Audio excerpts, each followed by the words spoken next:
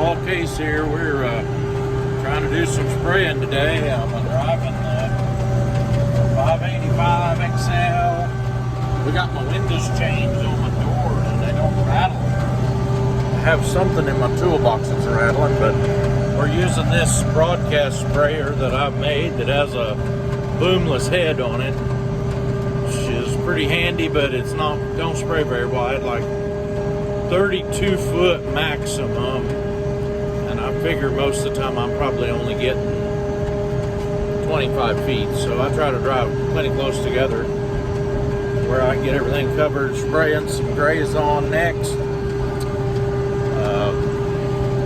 spraying to try to kill thistles and other weeds out of my hay fields. I just got started here. It's May the 10th, maybe 9th or 10th. I believe it's the 10th. It's Wednesday. Anyway, we're going round and round. I don't have no GPS. I do have air conditioning. It's nice and cool in here. But a lot of yellow hot clover out here that I'm probably killing with this spraying.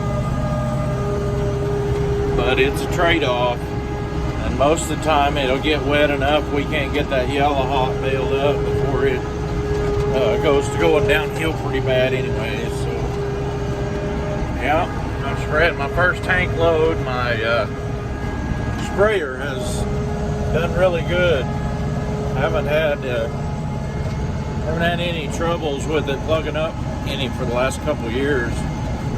I always oil my pump and leave it, put it hooked back up, drain everything else, and that seems to work really good. I'm using a pump and a nozzle for this that are way over 20 years old, and it's just a little Dealey valve roller pump. It's not the big one, I don't think. Some of the same hosing, and I think a key to that is I keep it in the barn in the winter time. Well, anyway, I'll get some more video here after a while when I get in another field. Well, I'm on my second tank of spray now, so I've covered about 22 or 24 acres, all in this hayfield down here, but it's split in 3 pieces by the creek, and then one of these fields, the one I'm in now, is split in 2 by a drain, little drain ditch. These fields have some terraces in them, and they're not as easy as they could be to spray, but it works out all right. I'm just gauging off of my last tracks. See them over there. I've learned some tricks back when I was growing chickens and we was spreading a lot of chicken litter to drive in a way that you could see your last tracks. And you say, well, how you do that? Well, you can always see them going the same way with them better than you can going against those tracks. So I just drive circles around the field from the outside to the middle. And when we were spreading that litter, you was always sitting on the left side of the truck. So if you would make your left side be toward the outside of the field, you could see the tracks better. You can see them pretty good right through there. But when you're coming at that, you can't see it as good. So. And that's my hillbilly GPS. That's how I know where I need to go.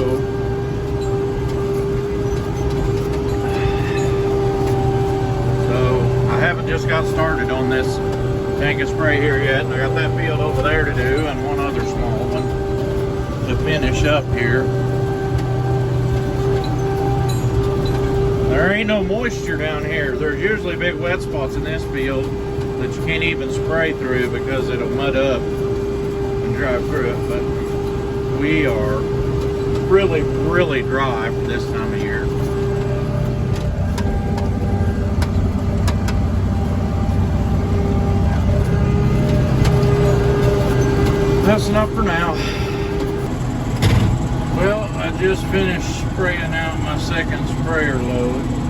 And I think I'm getting near 25 acres a load. And I wanted to kind of show you the way the land lays here. This field here goes down there past some of those trees, down to the foot of the hill, just up from that pond a little ways, and all the way down in the bottoms over there. This one was pasture, and it's rough. There's another one we baled that was pasture that actually is on the other side of the fence that goes right through there. It's on that hillside over there. I haven't got it yet, but I did get all of the ones. There's one you can see just through those trees, and then another field that's over here, and then there's two that are across the creek that way and that way. You can see one of them right there across the creek that way. And you also can see it's clouding up some, so I'm going to be done here for the day. It's a little after 1 o'clock. I'm done spraying anyway. Got some other stuff I got to go do. This here ground ain't producing much. The little yellow balls that you see in there are the hops on yellow hop clover. It must be something that's native. I've never heard of anybody sowing it, but that's about all this right up here on the hill is right now, is that yellow hop clover and cheap. And the cheap makes good hay if you can get it early enough, but there ain't nothing here. You can see that it ain't hardly growed up none. We just haven't had any rain. The top of this hill probably one of the driest spots on this farm. This farm belonged to my dad. He sold his chicken farm and 40 acres off of the end of it with that chicken farm. And then a few years later he retired, and I've been purchasing this from him, making him a little better retirement along. And they're pretty good with that.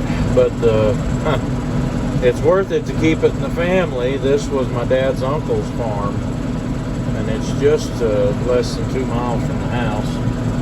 But my payments on it, some years that if I sold all the hay that I got off from it, wouldn't make the payment that I make for a year on it. I just bale it once, and then my son has cattle next door to it, Scott does, so he rents it from me for mowing all of what we can't bale. I don't really think there's probably 60 acres here you can bale, and there's probably 15 acres in woods that you can't mow, and the rest of it has a lot of big scattered trees around, but it's pretty good property, and it's beneficial to us to have it in the family. So I'm tired, and I think I'm going to the house. This here field just beats you up now, and all of this is not to where you can see any of it from the road. So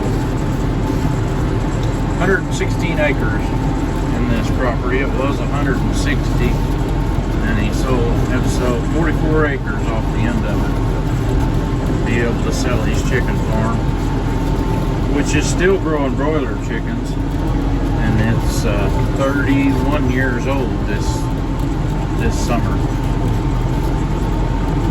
It'll hardly seem possible. We've been out of the chicken business longer than we were in it. Anyway, thanks for watching, y'all, and I'll catch up with what I'm doing next.